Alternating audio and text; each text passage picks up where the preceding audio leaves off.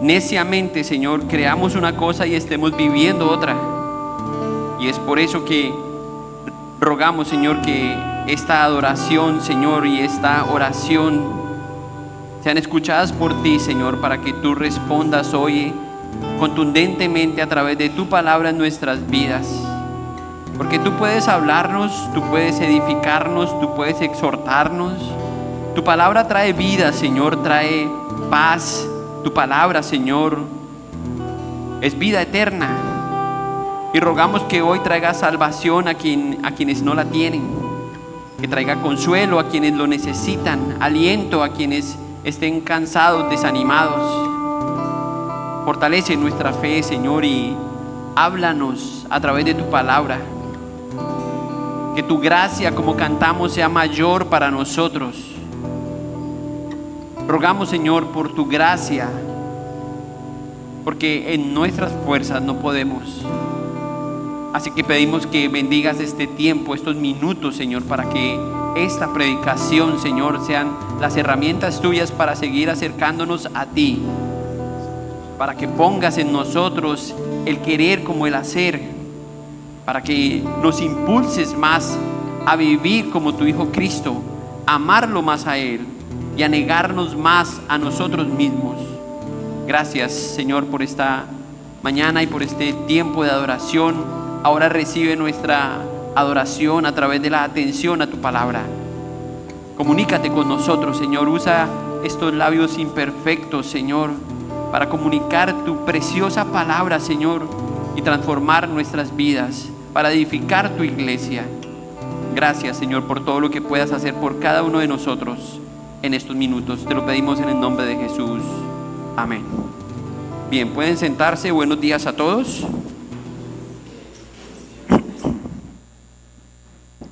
Muy bien.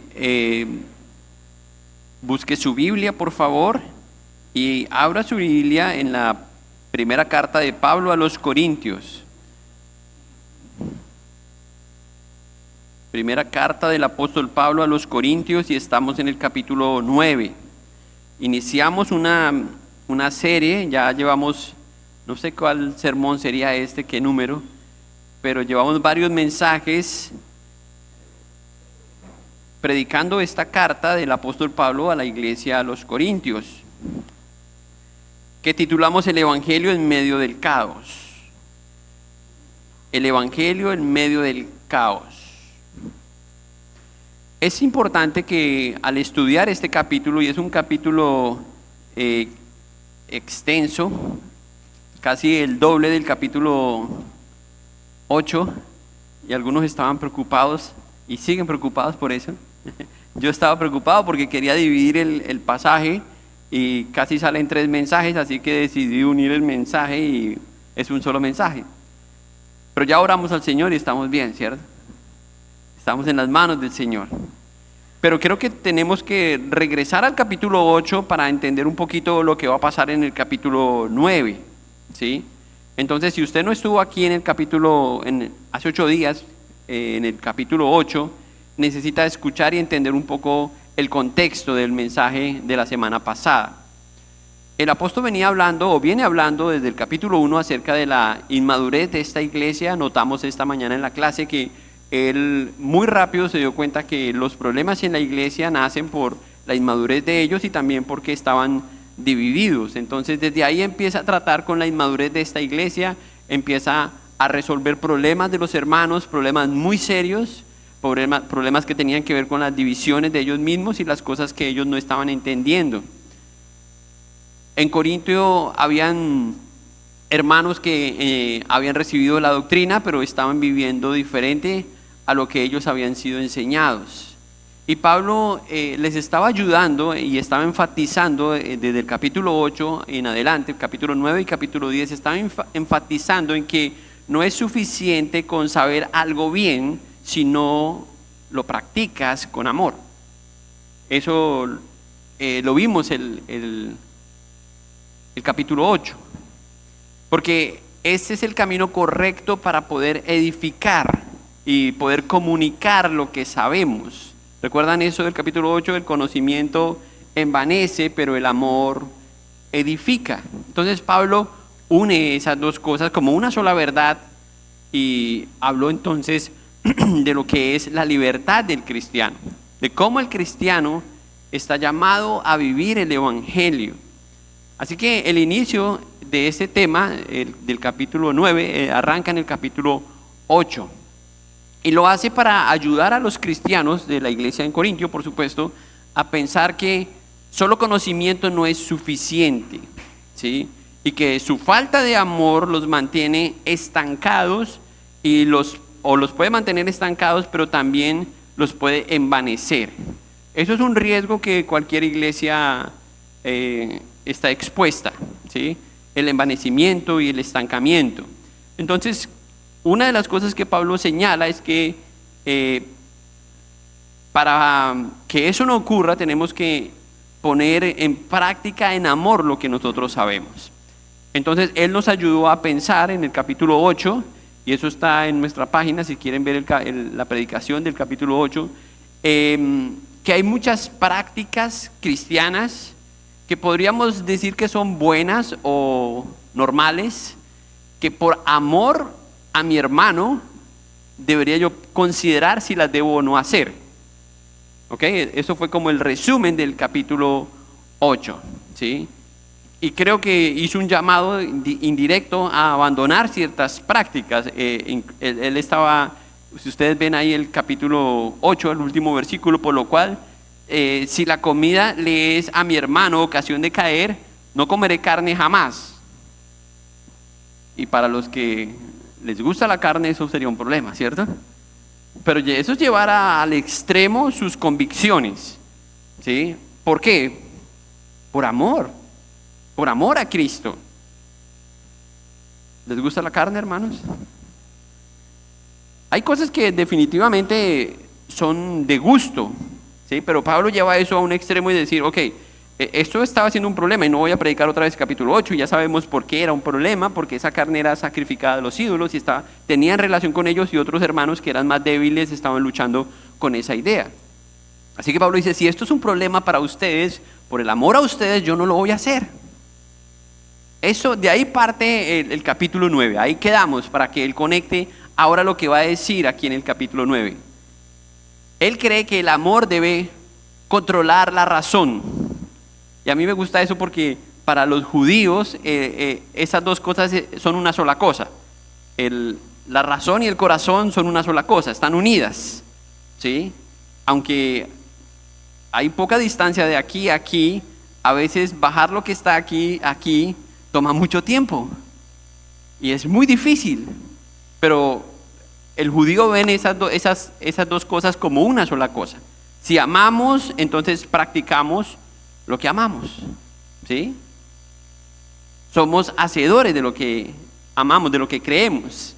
Entonces Pablo dice esto porque muchos hermanos intentaron de alguna forma acomodar esas cosas o esas prácticas viejas a su nueva vida cristiana.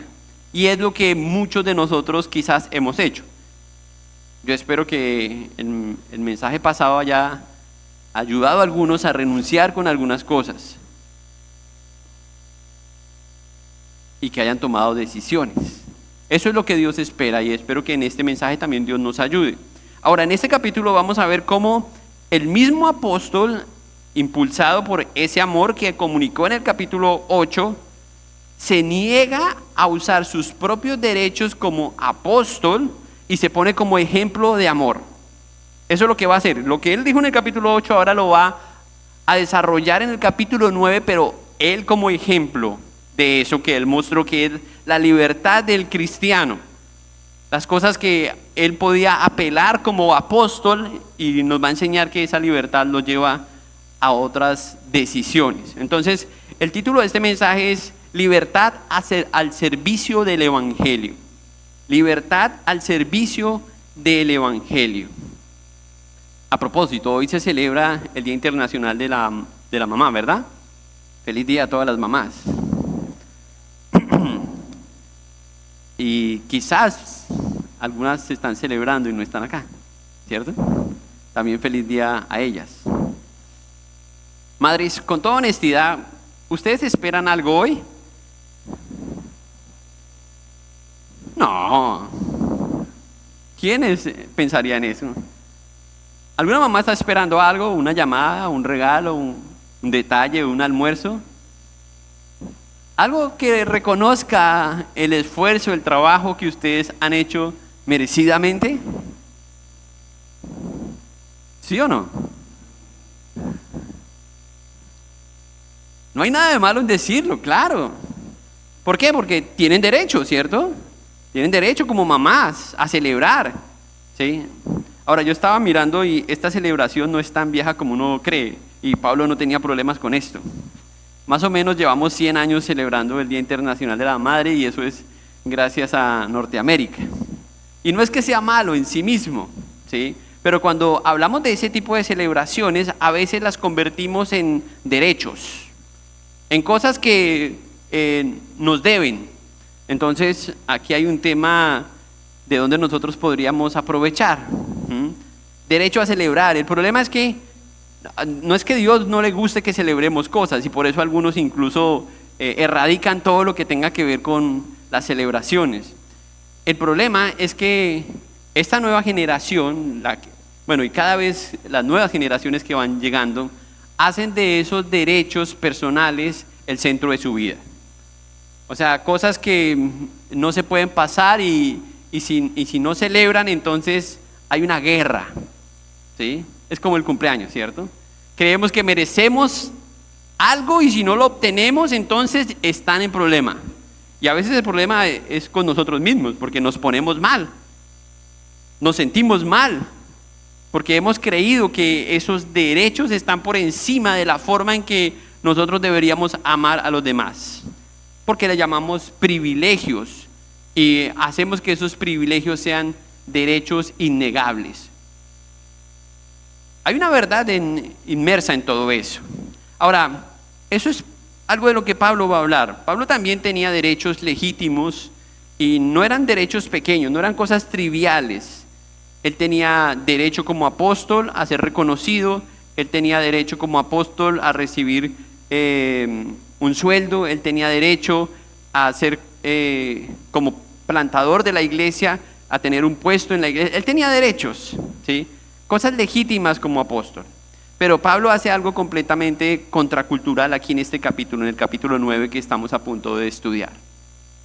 Lo primero que él va a hacer es que nos va a demostrar que se pueden morir a esos derechos, que se puede renunciar a esos derechos. Primero los reconoce y luego renuncia a esos derechos. ¿Y saben por qué lo hace? Porque para Pablo había algo que era mucho más importante que sus propios derechos. ¿Qué era? El Evangelio, ¿sí? Cristo era mucho más importante. Y yo creo que eso es algo que tenemos que poner en todos los contextos, cuando estamos celebrando lo que sea, cuando estamos apelando a lo que sea, cuando estamos pensando en nuestros derechos. Nosotros como ciudadanos colombianos tenemos también derechos, pero por encima de ser ciudadanos colombianos también somos cristianos. Y no podemos olvidar principalmente eso, que somos cristianos, que hay algo mucho más valioso para nosotros, y es el Evangelio. Y eso puede ser algo tan sutil en el momento de comprar algo en la tienda, que usted exige por lo que está comprando, pero se le olvida que es cristiano, ¿verdad? O en algo de mucho más envergadura, algo que tiene mucho más importancia cuando usted hace un negocio, cuando sus intereses están expuestos.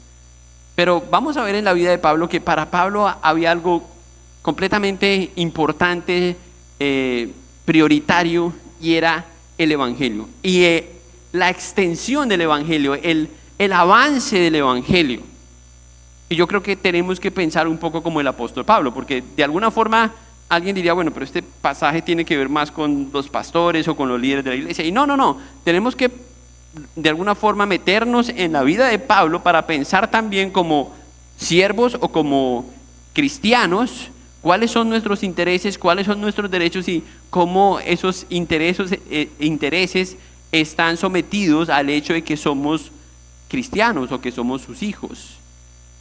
Entonces, Pablo no va a enseñar algo que en el capítulo 8, hablando de la libertad cristiana, Él no va a enseñar algo que Él no está dispuesto a vivir. Y por eso nos trae ese ejemplo. Él se pone como ejemplo para mostrar que una verdadera libertad cristiana está gobernada por el Evangelio. Dijimos que en el capítulo 8 que estaba gobernada por el amor. Aquí vemos que la libertad de la que Pablo habla está gobernada por los intereses del Evangelio. Ahora, esto suena un poquito ambiguo para los que no entienden la palabra evangelio, ¿verdad? Porque uno dice, bueno, ¿qué tiene que ver el evangelio conmigo? Bueno, el evangelio es la buena noticia de que Cristo murió por ti, que Cristo entregó su vida por cada uno de los que creen en Él, confiesan que Él es su Salvador. Y Él entonces les da vida eterna. Y esa es la razón por la que Él murió y resucitó. Entonces, de alguna forma que el evangelio, esa buena noticia, debe ser algo prioritario para mí, que yo tengo que vivir por esos intereses, es lo que Pablo está diciendo, y eso es lo que va a comunicar. Ahora, para cualquier cristiano eso debería ser igual. Si tú no eres cristiano, pues claro, te vas a sentir como ajeno a eso, porque no, a mí esto no me interesa en realidad tanto como le interesa a otros. Y quizás la razón es porque no has entendido el evangelio o no has aceptado a Cristo como tu Salvador. Y espero que eso pueda cambiar hoy. Entonces Pablo se presenta como ese ejemplo. Y vamos a ver cómo lo hace, cómo se muestra él como ejemplo. Y creo que es bueno que nos hagamos esta pregunta para dejar que Pablo conteste la pregunta. ¿Cómo se ve una vida al servicio del Evangelio? ¿Cómo se ve una vida al servicio del Evangelio? Y vamos a empezar leyendo el versículo 1 para empezar a contestar esa pregunta. Pablo inicia con una pregunta. ¿Acaso no soy tan libre como cualquier otro? ¿No soy apóstol? ¿No he visto a Jesús nuestro Señor con mis propios ojos? ¿No es gracias a mi trabajo que ustedes pertenecen al Señor? Aunque otros piensen que no soy apóstol, ciertamente para ustedes lo soy. Ustedes mismos son la prueba de que soy apóstol del Señor. Esta es mi respuesta a los que cuestionan mi autoridad. ¿Acaso no tenemos derecho de hospedarnos con ustedes y compartir sus comidas? ¿No tenemos derecho a llevar con nosotros a una esposa creyente como lo hacen los demás apóstoles y los hermanos del Señor y como lo hace Pedro o Bernabé y yo somos los únicos que tenemos que trabajar para sostenernos? ¿Qué soldado tiene que pagar sus propios gastos? ¿Qué agricultor planta un viñedo y no tiene derecho a comer de su fruto? ¿A qué pastor que cuida de su rebaño de ovejas no se le permite beber un poco de leche? ¿Expreso meramente una opinión humana o dice la ley lo mismo? Porque la ley de Moisés dice, no le pongas bozal al buey para impedirle que coma mientras trilla el grano. ¿Acaso pensaba Dios únicamente en bueyes cuando dijo esto? ¿No nos habla a nosotros en realidad? Claro que sí. Se escribió para nosotros a fin de que tanto el que ara como el que trilla el grano puedan esperar una porción de la cosecha. Ya que hemos plantado la semilla espiritualmente entre ustedes, ¿no tenemos derecho a cosechar el alimento y la bebida material? Si ustedes sostienen a otros que les predican, ¿no deberíamos tener nosotros aún mayor derecho a que nos sostengan? Pero nunca nos hemos valido de ese derecho. Preferiríamos soportar a cualquier cosa antes que ser un obstáculo a la buena noticia acerca de Cristo. ¿No se dan cuenta de que los que trabajan en el templo obtienen su alimento de las ofrendas que llevan al templo y los que sirven en el altar reciben una porción de lo que se ofrece como sacrificio? Del mismo modo, el Señor ordenó que los que predican la buena noticia sean sostenidos por los que reciben el beneficio del mensaje. Este es un tema bastante polémico hoy día, ¿no creen? Porque yo escucho siempre eso y mucha gente se excusa de no entender este pasaje bien para no ir a una iglesia. Dicen, pero ¿cómo es posible que ustedes le llevan la plata al pastor? ¿Cómo es posible que el pastor anda ahora en un carro 4x4? ¿Cómo es posible que el pastor se la pase viajando? ¿Cómo es posible que el pastor coma esto? ¿Cómo es posible? Y esto no es nuevo. Pablo está siendo también acusado aquí de ciertas cosas. Entonces, ¿cómo luce la vida del apóstol Pablo? ¿Cómo se ve una vida al servicio del evangelio? Lo primero que Pablo hace en este capítulo, en estos primeros versículos, es ayudarnos a ver que una vida al servicio del evangelio entiende bien sus derechos. Pablo no pretende tapar una realidad porque él sabe de alguna forma que las cosas son de esa manera. Entonces, él primero establece y aclara cuáles son sus derechos como apóstol. Y comienza con esa pregunta conectándolo con el capítulo 8. Noten que dice, ¿acaso no soy tan libre como cualquier otro? De eso había hablado en el capítulo 8, la libertad. Entonces dice, no soy tan libre como otros. Pablo busca defender su apostolado del cuestionamiento de muchas personas, pero ¿por qué era que Pablo era cuestionado? Algo interesante pasa aquí, porque muchos que son cuestionados hoy son cuestionados porque reciben mucho o buscan mucho, para no decir reciben. ¿Sí? Se están valiendo del evangelio para llenar sus arcas, para sus propios intereses. Eso se llama el evangelio de la prosperidad. ¿Sí? Den, y den, y den, y den, y den. Y ese evangelio ha hecho mucho daño. Estar pidiendo a la iglesia y pidiendo y pidiendo y pidiendo para los intereses de un pastor. Pero ese no era el problema de Pablo. Pablo estaba siendo cuestionado por todo lo contrario. Que mientras él tenía el derecho como apóstol de recibir, él se estaba negando. Yo no he escuchado muchas quejas por eso. ¿Qué hacemos que el hermano no quiere recibir nada? ¿Qué hacemos?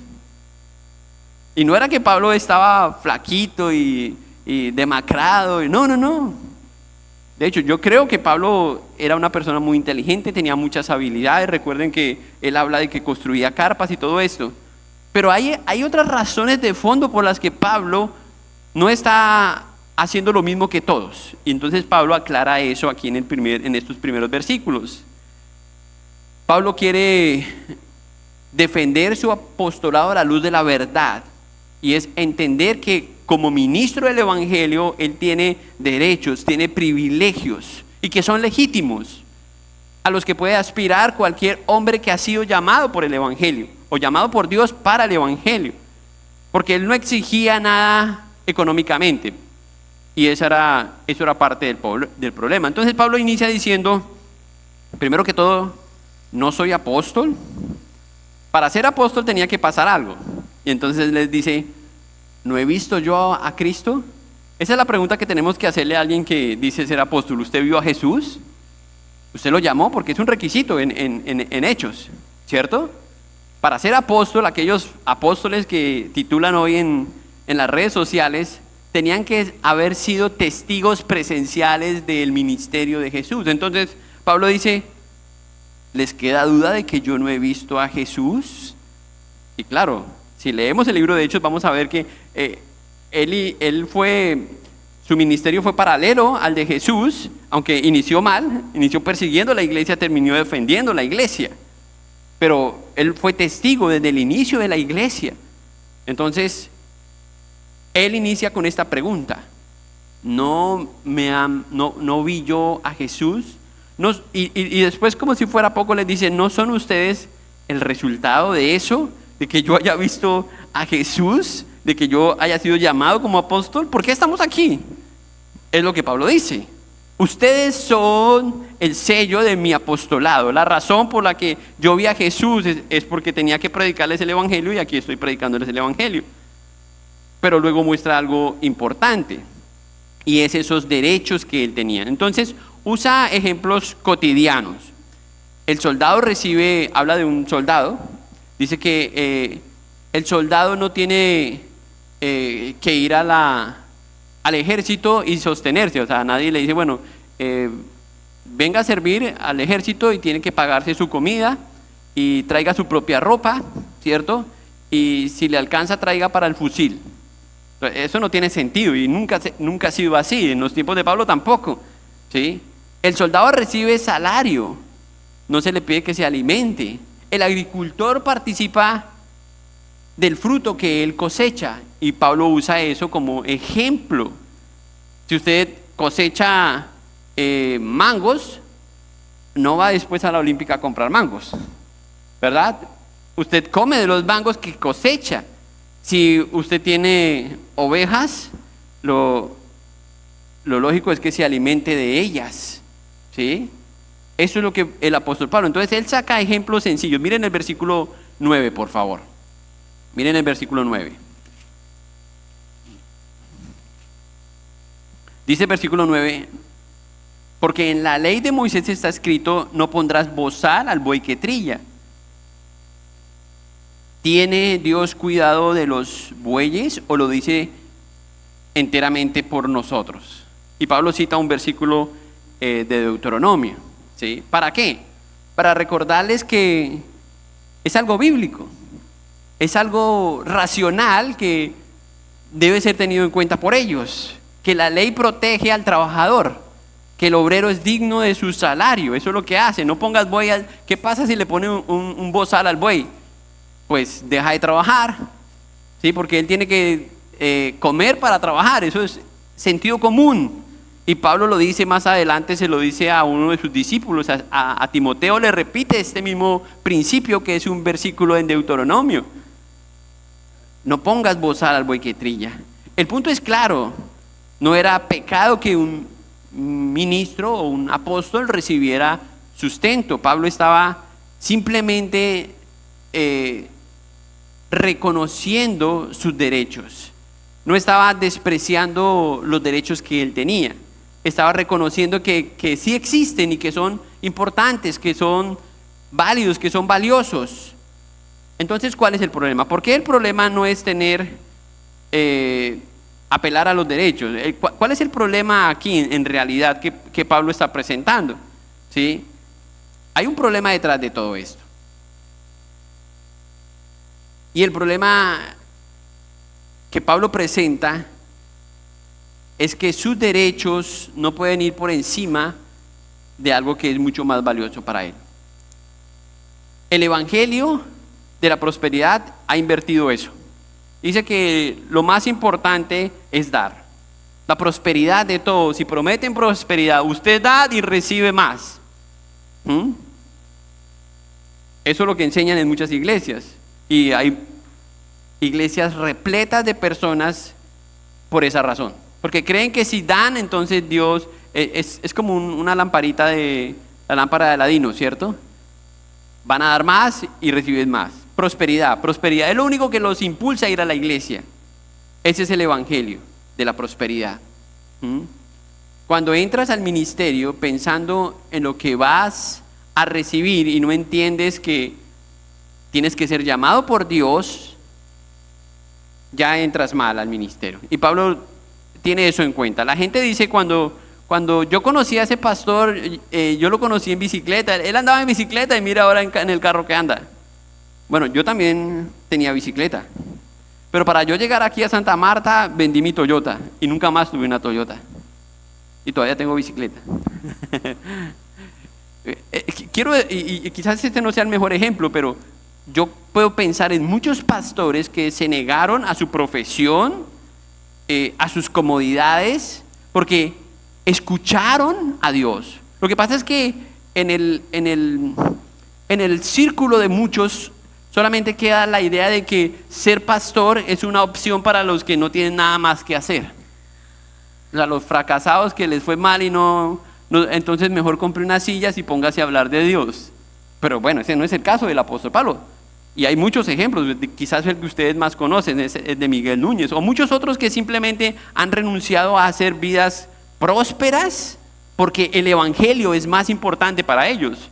Yo tuve la oportunidad de conocer un hombre en una conferencia que fue, bueno, le invitaron a ser ministro de una nación, no voy a decir su nombre, pero él dijo que él tenía cosas más importantes que hacer, porque había sido llamado a ser pastor de su iglesia. O sea, hay personas que, y claro, esto es un tema que muchas veces es cultural, porque lo que nosotros vemos aquí, lo que concebimos como iglesia y pastores, creemos que es lo mismo que ocurre en todo el mundo, y no es así. Lo cierto es que Pablo no está desmintiendo que los pastores tienen derechos y tienen privilegios como pastores. Él lo está mostrando claramente en este versículo, pero miren el versículo 11. Ya que hemos plantado la semilla espiritual entre ustedes, no tenemos derecho, y escuchen ahí la palabra, derecho a cosechar el alimento y la bebida material. Bueno, claro que sí. Entonces, pensemos en una cosa. ¿Cuál sería el sueldo del apóstol Pablo si él fuera uno de los pastores de esta iglesia? ¿Cuánto estaríamos dispuestos a pagarle al apóstol Pablo? Tenemos que pensarlo bien, ¿cierto? Si lo medimos por la ley, lo que dice la ley, pues, ¿en cuánto está, alguien diría, en cuánto está el salario mínimo? Pero Pablo quiere desligar todo eso de lo que es la norma y llevarlo a la libertad que tiene la iglesia y que tienen los cristianos a pensar en el amor. En realidad, yo creo que el salario de los pastores revela un poco el amor de la iglesia hacia el pastor. Pero a veces nos dejamos guiar por otros factores. Y yo creo que eso tiene que ver obviamente con lo que, y esta mañana hablamos de eso en la clase también, de el trabajo de los pastores y cómo se ve el trabajo de los pastores. Pero aquí en el caso del apóstol Pablo, Pablo no solamente era un apóstol, Pablo había sido el plantador de esta iglesia, el plantador de la iglesia de Corintio. Es decir, esos hermanos, y por eso Pablo les dice, yo estoy aquí, ustedes están aquí es porque yo les prediqué el evangelio. Eso es un derecho. Entonces él ve completamente normal que si él cosechó algo, pues simplemente quien cosecha viva de lo que coseche. Eso es lo que está diciendo. Versículo 14. Del mismo modo, el Señor ordenó que los que predican la buena noticia sean sostenidos por los que reciben el beneficio del mensaje. Pero eso dice el Antiguo Testamento. No, Jesús también enseñó eso. Jesús enseñó a sus discípulos y les dijo, no lleven alforja, no lleven túnicas, no lleven sandalias, no lleven traje, porque el obrero es digno de su salario. Son principios bíblicos. O sea, Pablo estaba alineado con lo que Jesús había enseñado. Entonces, esto es importante, ¿por qué? Porque muchos creen que la madurez consiste simplemente en defender los derechos. Y yo sé que esto se aplica en otros contextos también, porque como ciudadanos y en el contexto en el que sea, muchas veces sentimos que no ganamos lo suficiente. ¿Sí o no? Wow, todos ganan bien. Qué bueno. Pero nos quejamos de eso y pensamos que no, si fuera por mi trabajo, yo ya debería tener una casa y una finca y ¿cuántos empleados? Si es que yo he trabajado. Por sus derechos, claro. Pablo muestra algo distinto aquí. Puede ser que tu derecho sea legítimo y que tú en verdad, por el esfuerzo de tu trabajo, tú puedas andar en un carro de último año. Puede ser. Pero el punto es que Pablo nos enseña algo diferente. Aun si eso es una realidad, esa no debe ser tu prioridad, dice Pablo. Porque tus intereses deberían ser como los de otro cristiano. El avance del evangelio. El evangelio debería ayudarte y debería regularizar todo lo que tú pienses que debe ser principalmente tu derecho. ¿Puedo hacer esto? ¿Puedo hacer aquello? ¿Y cómo, recuerdan el capítulo 8?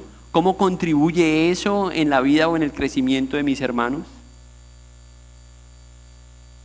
Eso debería ser una buena pregunta para todos los cristianos. Pablo muestra algo diferente aquí. Pablo no convierte sus derechos en una prioridad. Hoy vivimos en ese sistema, en esa cultura, ¿cierto? De que todo exige, todo, como alguien dice, todo es demandable, ¿sí? Todo es demandable, pastor. Sí, porque pocos sirven. La gente no le gusta servir. Todo es bajo un reclamo, ¿sí? Y ¿dónde está el QR, cierto? Todos tenemos aquí yo no hemos visto, ¿han visto el QR en la página de Impacto? ¿Dónde ponemos las quejas, cierto? ¿Dónde reclamamos para recibir lo que merecemos? Porque es una injusticia. Bueno, Pablo invierte todo eso. Todos pelean por ser atendidos, todos pelean porque reciban lo mejor, pero Pablo enseña, hay un camino mejor, y es el amor. ¿Por qué peleamos por las cosas? Porque creemos que merecemos. Hay una sola cosa que merecemos, y yo creo que algunos la saben. Pablo dice que, o la Biblia dice, o Dios dice, para ser más claro, que todos somos pecadores, y que si estamos de acuerdo con eso, nuestro pecado hace que merezcamos una cosa, y es la muerte. Eso es lo único que merecemos. O sea, usted y yo no deberíamos estar aquí por nuestro pecado. Según Dios. Pero la gracia de Dios nos ha dado muchas cosas. Cosas que no merecemos. Una familia, una profesión, una casa, un trabajo, una iglesia. Muchas cosas que no merecemos. Yo creo que Pablo tenía muy claro eso. Si uno piensa en, por ejemplo, en el matrimonio, cuando uno está hablando en el contexto del matrimonio, si uno entra con esa idea de que voy siempre a asegurarme de que respeten mis derechos como esposo o como esposa, ¿ustedes creen que un matrimonio va a funcionar bien? Aunque usted tenga derechos, usted tiene que ir pensando más en el amor que en esos derechos. Y cuando vemos una pelea en el matrimonio es por eso, porque ella dice, no, es que él tiene que tal cosa. Y ella dice, no, es que él tiene que, y ahí están los derechos. Pero el camino es el amor. Eso es lo que Pablo dice, porque el amor no florece donde hay exigencias. El amor florece cuando se entrega, cuando uno da. Ahí es donde florece el amor. Entonces, tener derechos no es un problema, es exigirlos y ponerlos por encima del amor. Ese es el problema. El problema es cuando tus derechos se vuelven más importantes que las mismas personas. Y en este caso la persona de Cristo, que debería ser lo más importante para nosotros. Versículo 15. Sin embargo, yo jamás me he valido de ninguno de esos derechos. Otra vez Pablo con sus derechos.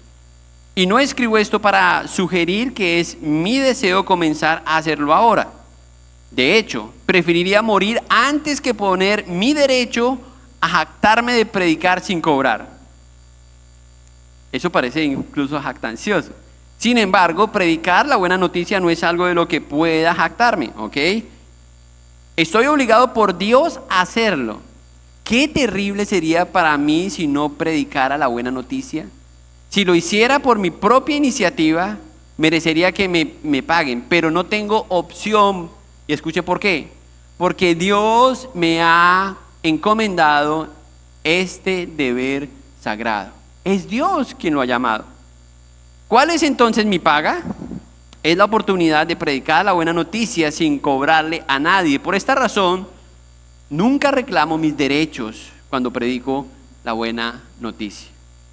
¿Cómo se ve una vida al servicio del Evangelio en la vida del apóstol Pablo? Se ve de esta manera. Una vida al servicio del Evangelio renuncia a sus derechos. Lo primero es que los reconoce, pero lo segundo es que puede renunciar abiertamente a ellos. Ahora la pregunta es si estamos dispuestos. Pablo en verdad dice algo sorprendente. Jamás me he valido de ninguno de esos derechos. Ya los mencionó él todo. Él como buen romano tenía derechos como romano, conocedor de la ley, tenía sus derechos, él podía imponerse. O sea, Pablo no era un hombre cualquiera, era un hombre que tenía como apelar. Sin embargo, vemos al apóstol Pablo con necesidades. Él dice incluso que tuvo que aprender a vivir con mucho o con muy poco. Y eso es a lo que él apela. aunque tenía derecho, decidió no usar sus derechos. ¿Por qué? Solo por una razón, porque él no quería que eso fuera un obstáculo para los hermanos, para el evangelio, para la iglesia. Pablo entendía algo y era algo espiritual. Pablo sabía que hay momentos donde insistir en sus derechos va a cerrar la puerta para que otros escuchen el evangelio.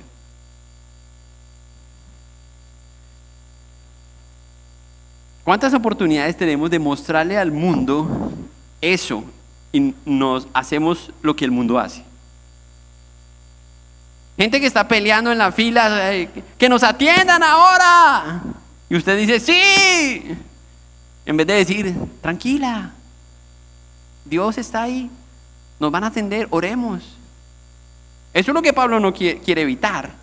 Que usted exija sus derechos como lo hace el mundo, cuando usted puede negarse a ellos y ponerse del lado del evangelio para los intereses del evangelio, y que la gente diga, oiga, este es un bicho raro. ¿Cómo hace eso? Bueno, el evangelio. Cuando usted pone el evangelio como algo prioritario en su vida. El evangelio no es solamente un boleto para ir al cielo, porque algunos piensan en eso, ¿sí? Que es un boleto que garantiza la entrada al cielo. Entonces cuando usted llega al cielo, allá está Pedro y dice, el boleto, no. El evangelio es una buena noticia que nos salva, pero nos mantiene a salvo del mundo, del pecado del que fuimos rescatados. Nos mantiene a salvo de eso, de las mentiras de Satanás, de la tentación. El evangelio nos protege en sí mismos. Y por eso Pablo ama el evangelio. Aunque tenía derecho, decide no usarlo. Pablo amaba el evangelio más que sus propias comodidades. Hermanos, vamos a levantar una ofrenda para el hermano que está allá en la tierra. Pero yo solamente tengo lo de Netflix. ¿Qué hacemos? Alguien hizo esa estadística y voy a hablar de otro país para que no nos sintamos mal, ¿sí? Dicen que en Estados Unidos, vamos a hablar más de ellos que no hay aquí. Ay, perdón. Bueno, él no escuchó esto. Que hay países en donde se invierte más en parabólica y en redes que en las mismas misiones. Yo no sé, yo no hice las estadísticas, solo les cuento lo que he escuchado.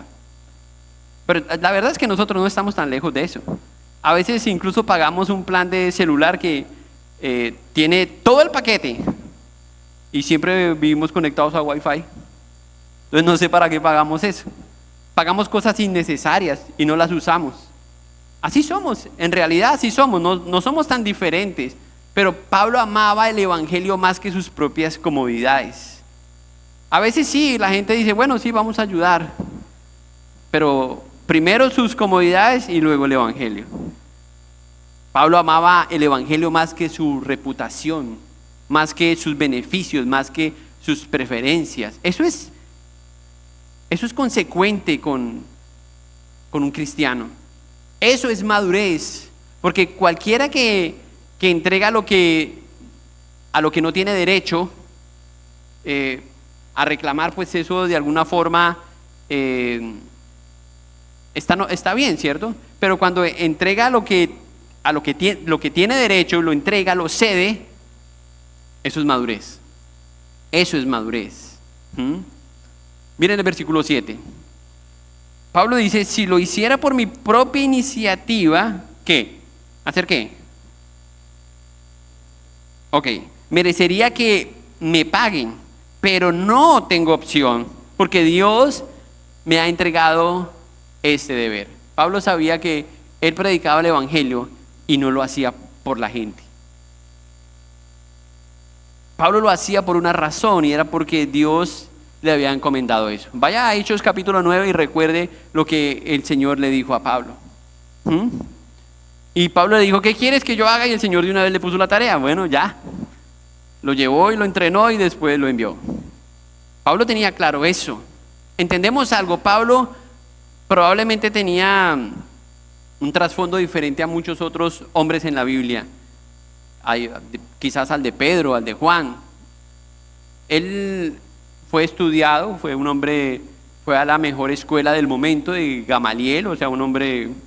Pero a pesar de todo esto, el apóstol Pablo renunció a esas cosas. ¿Para qué? ¿Para qué renunció a la comodidad? ¿Para qué renunció a las cosas que podían llevarlo al éxito, a la riqueza? Para poder cumplir con una tarea que el Señor le había encomendado. Para eso lo hizo. Por la causa de Cristo. Esto debe ayudarnos a nosotros y de alguna forma debe confrontarnos también. Porque muchas veces nuestras reacciones no son estas, sino que siempre estamos más apegados a nuestros derechos. Lo que usted merece, lo que a mí me toca. Pero Pablo muestra algo diferente. Y ven, ¿recuerdan que Pablo había dicho que teníamos que tener la mente de Cristo? ¿Sí? La mente de Cristo es la que yo veo aquí en el apóstol Pablo. Pablo decide negarse a esas cosas que él llamó privilegios, que tenía todo el derecho. Él decide negarse. Por amor, muchas veces tendrás que callar, por amor tendrás que ceder, por amor tendrás que soportar. Y entonces eso es el evangelio, renunciar a algo legítimamente. No es que usted pasa por eso, sino que usted voluntariamente decide, por amor voy a hacer esto. Voy a dejar que alguien me humille por amor al evangelio. Porque vamos a ser humillados muchas veces, pero por el evangelio voluntariamente, eso es otra cosa. Eso es disposición, eso es madurez, ¿sí? Esa es la mentalidad del apóstol Pablo. Un misionero dijo alguna vez que la gente habla de sacrificio, pero cuando Cristo dio todo, lo que entregas no debe sentirse como una pérdida, sino más bien como una devolución. No pierdes nada cuando has recibido a Cristo. O sea, en verdad no estamos dejando algo para darle a Cristo, porque ya lo recibimos todo. ¿Entienden? O sea, si Cristo es lo más valioso, ¿qué vamos a perder? Si tenemos que disponer algo para Él o para el Evangelio, para el propósito del Evangelio, no vamos a perder nada, ¿sí? Cuando Cristo, y así cantamos esta canción, ¿cierto? Si Cristo lo es todo para nosotros, entonces no hay pérdida, nos vamos a sentir cómodos. Pero eso es algo en el corazón de los que han recibido el Evangelio, de los que entienden. Y Pablo lo entendía. Pablo entendía eso, ¿sí? Se humilló, sirvió, renunció y mostró amor. Son características, son marcas de un cristiano, pero también del mismo Jesús en la vida del apóstol Pablo. Pablo estaba diciendo, así se ve una vida moldeada por el Evangelio, una vida moldeada por la cruz. Eso es lo que Pablo está diciendo en este pasaje, porque Dios me encomendó esto y así que lo voy a hacer por Dios. Versículo 18, ¿cuál es entonces mi paga? Es la oportunidad de predicar la buena noticia. O sea, Pablo ya se sentía pagado. O sea, si puedo predicar, si me dejan hablarles, ya, con eso me siento pago. No espero un amén, no espero un aleluya. Pastor, gracias por el mensaje. Si me dejan predicar, ya está saldada mi cuenta. Eso es lo que Pablo dice, porque tenía claro lo que Dios lo había llamado a hacer. Ahora, cuando un hombre espera algo diferente a eso, tenemos que dudar si ha sido llamado por el Señor. Si un hombre está esperando, bueno, y entonces, ¿sí? Yo he recibido muchas ofrendas en iglesias, hermanos, honestamente, y me han sorprendido, hermanos. Yo creo que les he contado eso en México, fue algo chistoso, no ahorita en este viaje, hace muchos años. Una vez yo estaba en una iglesia en México, entonces, bueno, no era en México, era en Texas, y un hermano mexicano se puso frente a la iglesia y dijo, vamos a mostrarle amor al hermano Alfredo que viene de Colombia. Entonces recogieron una ofrenda. Yo estaba avergonzado porque uno no quiere recibir una ofrenda cuando uno está haciendo algo que Dios lo llamó a hacer. Pero eso no fue lo que más me avergonzó. sino que después ya íbamos a terminar y el hermano dijo, un momentico, y pasó enfrente y dijo, hermanos, yo les dije que íbamos a recoger una ofrenda de amor, pero parece que ustedes odian al pastor. Yo dije, no. Eso sí me terminó de avergonzar. Y pidió otra ofrenda. Hermanos, creo que la paga de un siervo de Dios es servir al Señor. Yo no sé por qué estoy aquí sirviendo y comunicando la palabra de Dios. Yo creo que hay personas mucho más talentosas, mucho más preparadas, hombres de Dios que nacieron en un hogar cristiano, que han ido a seminarios, tienen maestría, doctorados, pero así es la gracia del Señor, inexplicable. Y cada vez que yo estoy preparando un mensaje y el Señor sabe que no miento, digo, ¿por qué, Señor? Y es una lucha poder predicar un mensaje y hablar, comunicar algo de Dios, porque estos labios son de carne, de una persona que no merece ni siquiera que la palabra de Dios esté en sus labios. Pero por su gracia el Señor nos permite comunicar su palabra. Tercer punto, veamos los versículos. ¿Leímos hasta dónde? Hasta el versículo 23. Ok, leamos versículo 24 al 27. ¿No se dan cuenta de que brincamos unos versículos? ¿No se dan cuenta de que una carrera, no se dan cuenta de que en una carrera todos corren, pero solo una persona se lleva el premio? Así que corran para ganar. Todos los atletas se entrenan con disciplina, lo hacen para ganar un premio que se desvanecerá, pero nosotros lo hacemos por un premio. ¿Qué dice ahí? Ahí está el pago. Por eso yo corro cada paso con propósito, no solo doy golpes al aire. Disciplino mi cuerpo como lo hace un atleta, lo entreno para que haga lo que debe hacer. De lo contrario, temo que después de predicarles a otros, yo mismo quede descalificado.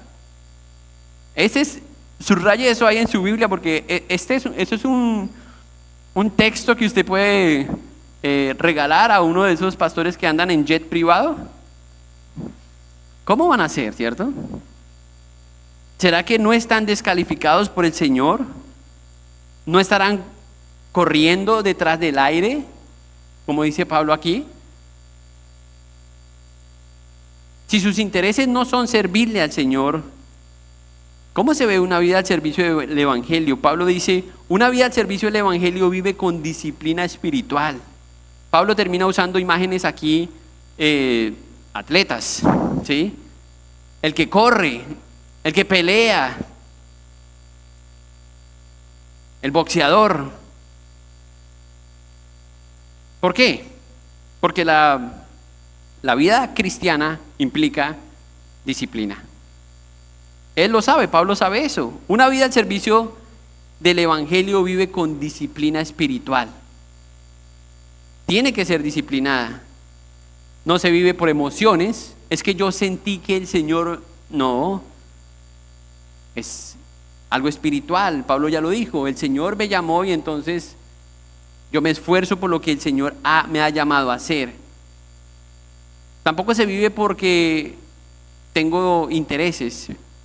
Golpeo mi cuerpo y lo pongo en servidumbre, dice Pablo. ¿Pablo era masoquista? ¿Cómo golpeamos el cuerpo? Nadie se levanta al espejo y lo primero que hace es que se da su cachetada para despertarse. No, eso no es lo que dice. No habla de castigarse físicamente o flagelarse, no. Habla de controlar sus deseos. Incluso el primer deseo que tiene que controlar es no quedarse en la cama, ¿cierto? Eso es disciplina para hacer lo que Dios lo llamó a hacer. Una persona sin dominio propio termina siendo esclavo de lo que siente. Es que yo siento que mejor y tal cosa. Y no interpone los intereses del Evangelio, y los intereses del Evangelio no lo impulsan a ser disciplinado. Una persona sin dominio propio termina siendo esclava de sus propios deseos, y Pablo lo sabía. Por eso dice, golpeo mi cuerpo. Así que Pablo pretende que se puede correr una carrera, la carrera de la fe, la carrera del cristiano. Y todos podemos correr esa misma carrera. Y todos podemos aspirar a lo mismo, a algo eterno. Lo hacemos por un premio eterno. Pablo decía, es muy bajo, es muy pobre pensar que yo predique por un salario, aun que sea un derecho. Pero eso es aspirar a algo muy bajo cuando mi premio es algo superior, es algo eterno. Y por eso es que él habla de esa disciplina, porque él sabe que la recompensa viene del Señor y es para el Señor a quien él le sirve.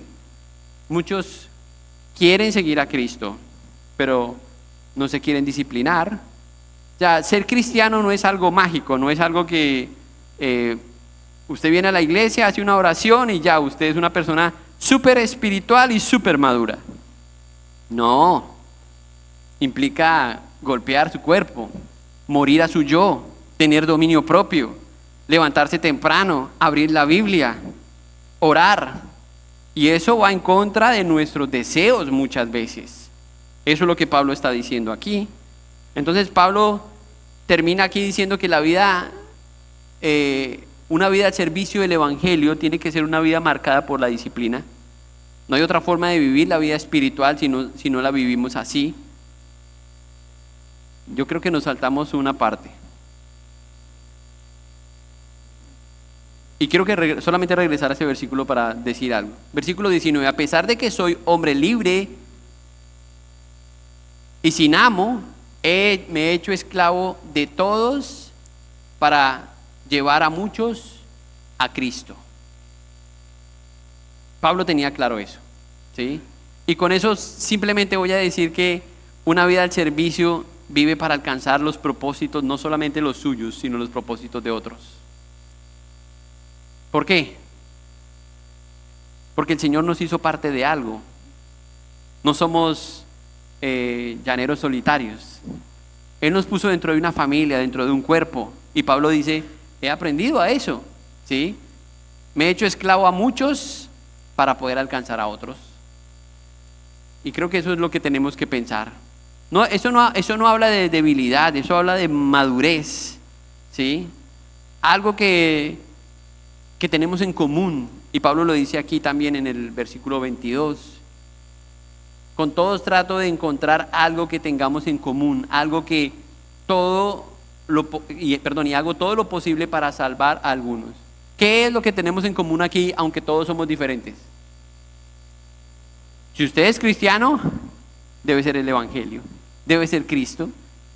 Y entonces el Evangelio debe ayudarle a usted a vivir una vida en servicio al Evangelio, una vida que le ayude a pensar en los otros, no solamente en usted.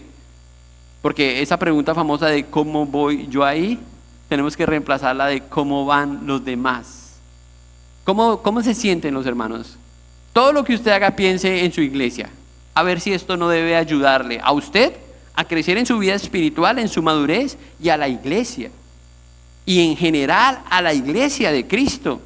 Pero como somos tan egoístas, entonces la iglesia no prospera por eso, porque es que yo me merezco esto, yo pienso esto, y eso es lo que yo digo y eso es lo que se debe hacer. Claro, porque no está pensando en la iglesia. Queridos hermanos, aquí hay un mensaje extenso, pero espero hayan podido sacar el tema central hayan captado el tema central de este mensaje. Una vida al servicio del Evangelio es una vida que no se puede vivir sin el Evangelio. No se puede vivir sin el Evangelio. Exige constancia, exige dominio propio, enfoque, perseverancia, y eso es lo que él mostró aquí con el último ejemplo del atleta. El mundo dice, defiende tus derechos. Pablo dice, ríndete al Evangelio. El mundo dice, piensa primero en ti. Pablo dice, piensa en tus hermanos. El mundo dice, haz lo que te venga en gana. Pablo dice, disciplínate, contrólate, pídele a Dios por el dominio propio. En resumen, estas 4 cosas deben ayudar a que todo cristiano viva rendido al Evangelio. Primero, reconoce sus derechos, luego renuncia a sus derechos por amor a Cristo. Tercero, vive para alcanzar a otras personas. Y cuarto, se disciplina para ser un buen cristiano. Eso es lo que vemos en el apóstol Pablo. Derecho resuelto. El Evangelio nos llama a pertenecernos los unos a los otros. Eso es lo que el apóstol Pablo dice aquí. ¿Quiere seguir una meta pequeña? ¿Quiere terminar la carrera? Hay un premio eterno que Dios nos ofrece. No es el ser reconocidos aquí ni aplaudidos por los hombres, nada de eso. Es un premio eterno. Es quizás escuchar las palabras del maestro cuando diga, buen siervo fiel. Eso es lo que quisiéramos escuchar. Porque lo demás va a quedar aquí. No importa lo que usted logre, no importa lo éxito, no importa las metas, no importa lo demás, va a quedar aquí. Pero lo que usted haga aquí para el Señor, lo lleva con usted para el Señor. Y Él será glorificado de eso. Cerremos nuestros ojos y oremos. Padre, gracias por esta mañana. Gracias por este mensaje del apóstol Pablo. Yo sé que en este contexto, Señor, en el que estamos como iglesia, a veces dudamos de muchas de las cosas que hacemos. Y nos cuesta entender, Señor, cómo ser parte de algo. Cómo ser parte de esta iglesia y responder en gracia y en amor por lo que has hecho. Todos tenemos aquí, Señor, exigencias. Y la verdad, Señor, es que cuando tú nos diste a tu Hijo Cristo y nos regalaste la salvación, solamente tuviste una cosa en cuenta y era que éramos pecadores, inmerecidos de tu amor. No merecemos tu amor, no merecemos ser llamados tus hijos, no merecemos, Señor, el perdón de nuestros pecados, no merecemos, Señor, la vida eterna. Y aún así, Cristo, después de haber muerto hace más de 2000 años, hoy sigue ofreciendo ese regalo a todos los que creen en Él y confiesan que son pecadores y que quieren vivir para Él. Y si tú eres esa persona, dile abiertamente al Señor, Señor, entiendo que soy un pecador y estoy viviendo para mis propios propósitos, mis propios fines. Y ayúdame a vivir para tu gracia, ayúdame a vivir por el Evangelio. Y que el Evangelio, Señor, moldee mi forma de vivir, mis pensamientos, mis deseos, mis derechos. Que el Evangelio moldee lo que soy, Señor. Para que, como Pablo dijo, otros que conozcan a Cristo. Para que otros te escuchen de ti. Que tu gracia, Señor, sea mayor. Que tu amor sea mayor en nosotros. Hazte grande en nosotros, Señor, y haznos pequeños a nosotros.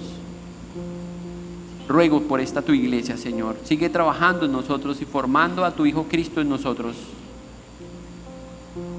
Yo sé que no lo merecemos, pero por amor al nombre de tu Hijo Cristo, por amor a lo que Cristo hizo por nosotros en la cruz, rogamos, Señor, que escuches esta oración, Señor, y tengas en cuenta esta plegaria. Te lo pedimos en el precioso nombre de tu Hijo Cristo, Señor. Amén.